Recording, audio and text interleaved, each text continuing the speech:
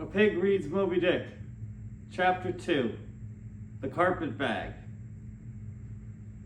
I stuffed a shirt or two into my old carpet bag, tucked it under my arm, and started for Cape Horn in the Pacific.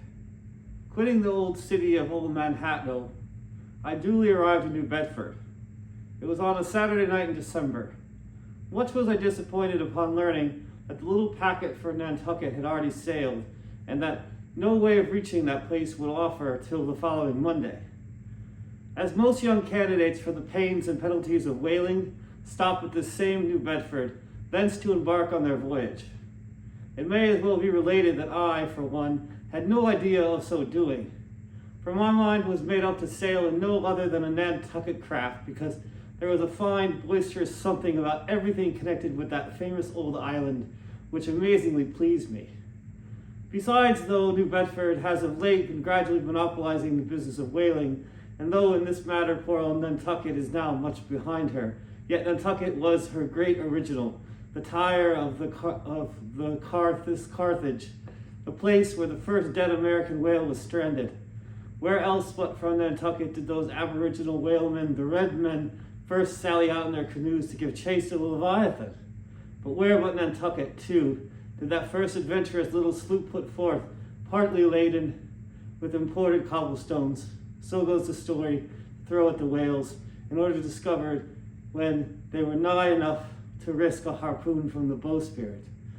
Now having a night, a day, and still another night following before me in New Bedford, ere I could embark on my destined port, it became a matter of concernment where I was to eat and sleep meanwhile. It was a very dubious-looking, nay, a very dark and dismal night, bitingly cold and cheerless. I knew no one in the place. With anxious grapnels I had found in my pocket and only brought up a few pieces of silver. So, wherever you go, Ishmael, said I to myself as I stood in the middle of a dreary street shouldering my bag and comparing the gloom towards the north with the darkness towards the south, wherever in your wisdom you may conclude to lodge for the night, my dear Ishmael, be sure to inquire the price. And don't be too particular. With halting steps I paced the streets and past the signs of the crossed harpoons, but it looked too expensive and jolly there. Further on, from the bright red windows of the Swordfish Inn, there came such fervent rays that it seemed to have melted the packed snow and ice from before the house, for everywhere else the congealed frost lay 10 inches thick in a hard asphaltic pavement. Rather weary for me, when I struck my foot against the filthy projections, because hard, remorseless service, the soles of my boots were in a most miserable plight. Too expensive and jolly, again, thought I, pausing one moment to watch the broad glare in the street and hear the sounds of the thinking glasses within. But go on, Ishmael, said I at last, don't you hear? Get away from the door. Your patched boots are stopping the way. So on I went. I now by instinct followed the streets that took me waterward, for there doubtless were the cheapest, if not the cheeriest, inns. Such dreary streets, blocks of blackness, not houses on either hand, and here and there a candle, like a candle moving about in a tomb.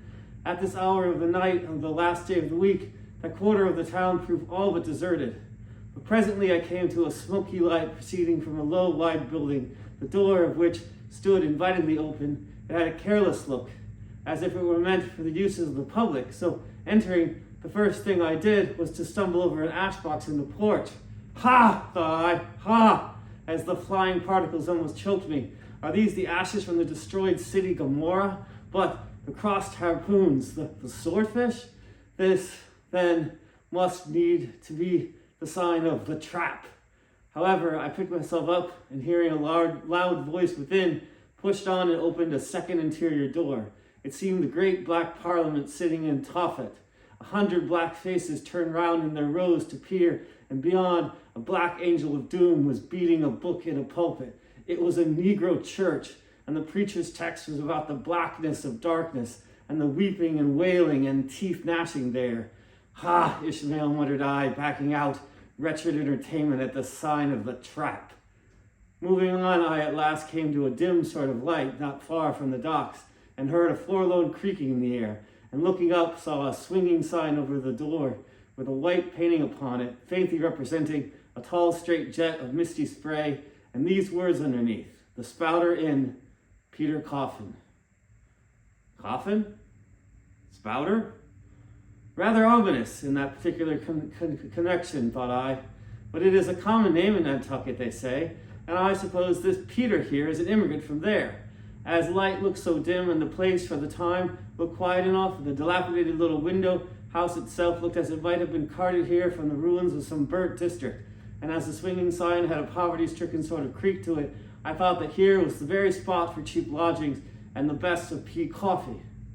It was a queer sort of place, a gable-ended old house, one end palsied as it were, and leaning over sadly. It stood on a sharp bleak corner where the tempestuous wind, Erlochidon, kept up a worse howling than ever it did about the poor Paul's tossed craft. Erlochidon, nonetheless, a mighty pleasant zephyr to anyone indoors, with his feet on the hob quietly tossing for bed.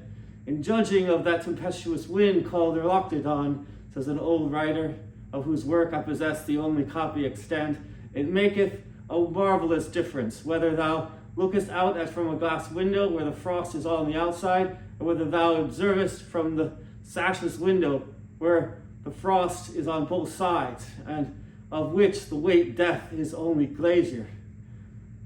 True enough, thought I, as this passage occurred to my mind, old black letter, thou reasonest well. Yes, these eyes are windows, and this body of mine is the house. What pity they didn't stop up the chinks in the crannies, though, and thrust in a little lint here and there. But it's too late to make any improvements now. The universe is finished, the copperstone is on, and the chips were carted off 1,000,000 years ago.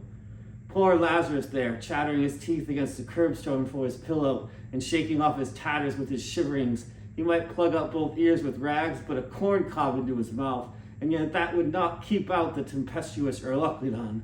Erlochidon, says old Dives in his red silken wrapper. He had a redder one afterwards. Pooh. What a fine frosty night. How Orion glitters. What northern lights. Let them talk of their oriental summer climes, of everlasting conservatories. Give me the privilege of making my own summer with my own coals. But what thinks Lazarus? Can he warm his blue hands by holding them up to the grand northern lights? Would not Lazarus rather be in Sumatra than here? Would he not far rather lay him down lengthwise along this line of the equator? Yeah, you gods, go down to the fiery pit itself in order to keep out this frost. Now that Lazarus should lie stranded there on the curbstone before the door of Dives, this is the more wonderful than that an iceberg should be moored to one of the Moluccas. Yet Dives himself, he too lives like a czar in an ice palace made of frozen sighs, and being a president of only a temperance society, he only drinks the tepid tears of orphans. But no more of this blubbering now. We are going a whaling, and there's plenty of that yet to come. Let us scrape the ice from our frosted feet and see what sort of place this spouter may be.